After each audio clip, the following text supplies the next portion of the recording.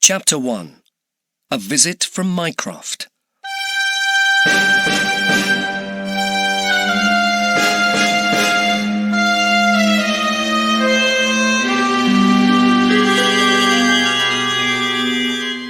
It was a dark autumn morning in 1895.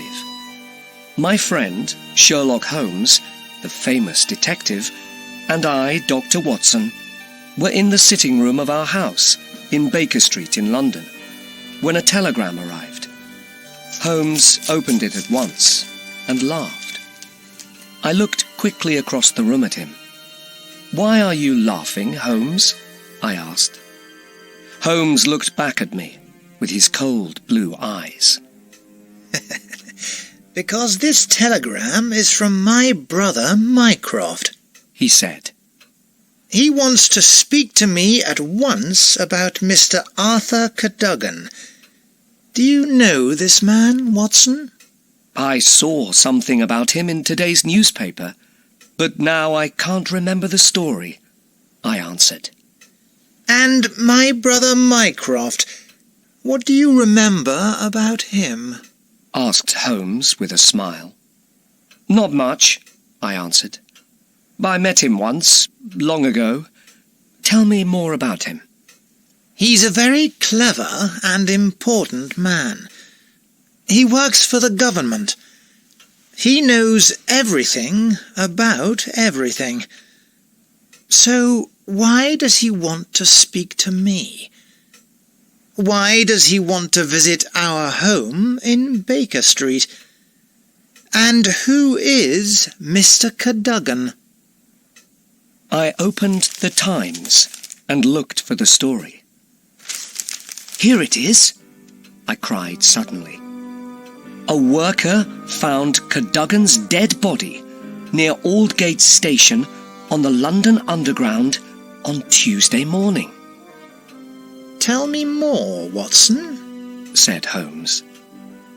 I began to read the story in the Times to him. The dead man was Mr. Arthur Cadogan. He was 27 years old. He lived with his wife, Violet, in Woolwich, and he worked at Woolwich Arsenal. "Now I understand," cried Holmes. "Mycroft is interested because Cadogan worked for the government." "On Monday night," I said, "Cadogan was in Woolwich with his wife. They had tickets for the theatre. Suddenly, he left her in the street. But why? She doesn't know. At 6 o'clock the next morning, a worker found his dead body." "Near Aldgate Station," said Holmes. "I see. And was Cadogan badly injured?" "Yes, he was." "Then he fell from the train, or somebody pushed him. Perhaps he was dead before they pushed him out. Tell me more, Watson." Cadogan's train came from West London. But where did he get on? "The police don't know," I said. There was no train ticket in his pockets, only some money, 2 theatre tickets, and some papers. "Very interesting," said Holmes. "How did he get on the train without a ticket? Perhaps somebody took it. But why?" Holmes stopped and thought. Cadogan worked for the government at Woolwich Arsenal. He had some important papers, and my brother Mycroft is interested in this. And so, Watson, I am interested too. Now, where is Mycroft?" Minutes later, Mycroft Holmes arrived at our door. He was a tall, fat man with a very clever face. With him was our old friend Lestrade, the Scotland Yard detective. Mycroft took off his coat and sat down. "This is very bad, Sherlock," he said. "The government isn't happy. Do you know the story?" Watson read it to me from the Times, answered Sherlock. What were the papers in Cadogan's pocket? They were plans for a new British submarine, the Bruce Partington submarine. They're top secret and must always stay in a safe at Woolwich Arsenal. Then why were they in the pocket of a dead man near Aldgate Station? Asked Sherlock. "We can't understand it, Mr. Holmes," said Lestrade. "And it's worse than that," said Mycroft. "There were 10 papers in the safe at Woolwich, but we only found 7 papers in Cadogan's pocket. The 3 most important papers weren't there. Where are they? We don't know." Said Sherlock. Why did Cadogan have those papers on him? Where are the missing papers? How did Cadogan die? And why was his dead body near Aldgate Station? Lots of questions, but no answers.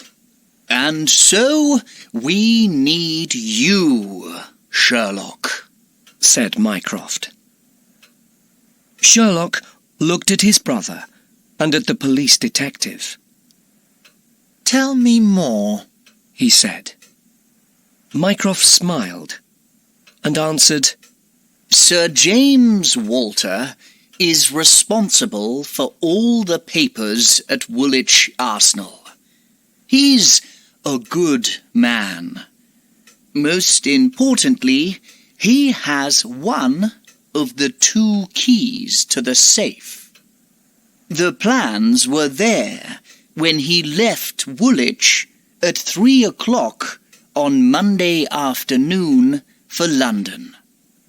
He took his key with him." Why did he go to London? asked Sherlock. "He needed to meet someone from the government. He left the man's London home late that night." Right. So Sir James didn't help Cadogan take the plans, said Sherlock. Who has the second key to the safe? "Mr. Sidney Johnson," answered Mycroft. "He's 40 years old. He lives near Woolwich Arsenal with his wife and 5 children. He first worked for the government when he was a very young man. He doesn't talk much, and people don't like him, but he's a good worker." And where was Sidney Johnson on Monday evening? asked Sherlock. "At home with his wife all evening, he says, and he had his key with him," Lestrade answered. Tell me about Cadogan, Sherlock said. "He began working at Woolwich Arsenal 10 years ago," said Mycroft. "He worked with the plans. Johnson didn't." So Cadogan took the plans from the safe, said Sherlock. Perhaps he wanted to sell them to someone. But how did he get the key to the safe? "And the key to the room. And the key to Woolwich Arsenal, too," said Mycroft. "We don't know." So, what do we know? asked Sherlock. First, Cadogan left his wife in the street in Woolwich. Second, he didn't go to the theatre that night. Third, he went to London with the plans. And fourth, he died, perhaps near Aldgate Station. Did he sell the plans in London? Then why did he finish in Aldgate and not back in Woolwich? He wanted to sell the plans, but he wanted lots of money for them, we think, said Lestrade. There was a fight over the money, and Cadogan died. Then his killer took the 3 most important papers from his pocket. But then why did Cadogan have tickets for the theatre that night, and no underground train ticket? cried Mycroft. Sherlock, can you help us? Sherlock looked at his brother for some time. Yes, I can, he said in the end, and stood up. This is all most interesting, and now I must find some answers to all those questions. Come, Watson.